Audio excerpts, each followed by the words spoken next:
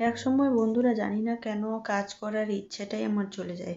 তার কারণটা এটাই যে আমি আজকে প্রায় 2 সপ্তাহর কাছাকাছি হয়ে যাবে, 2 সপ্তাহের বেশি হবে হয়তো। তো আমি ব্লগ ভিডিও আমার চ্যানেলে ছাড়িনি, সেটা ইউটিউব, ফেসবুক যেখানে হোক না কেন।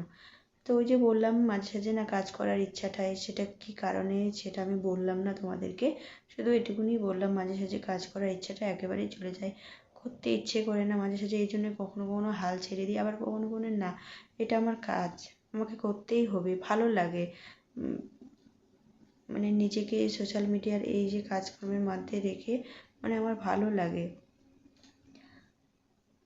তো তার জন্যই আমার বেশ কিছুদিন কিন্তু ভিডিও করা হয়নি। তো ভাবলাম যে আবারও স্টার্ট করব, ঠিক মতো তোমাদের ভিডিও মানে দিব।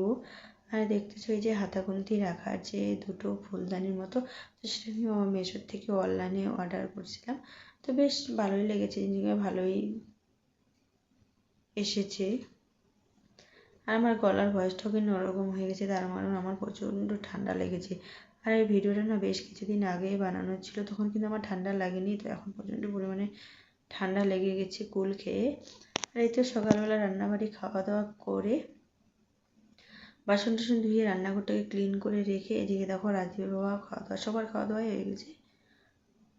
ও যাচ্ছে হচ্ছে টমেটো বেগুন খেতে ওষুধ দিবে, মানে পোকা হয়েছে তো তারই ওষুধ, মানে বিষ হয়তো সেটাই দিবে। আর আমি অনেকগুলো কাপড় বাড়ি থেকে আসার পরে না আমার সেরকম, ওই যে বললাম ভিডিও শ্যুট করা হয়নি, আর অনেকগুলো কাপড়ও হয়ে গেছিলো।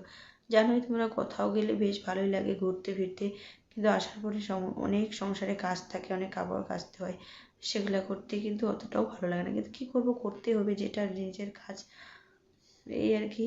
তো আজকের মতো এই পর্যন্তই বন্ধুরা, এইভাবে পাশে থেকো, টাটা।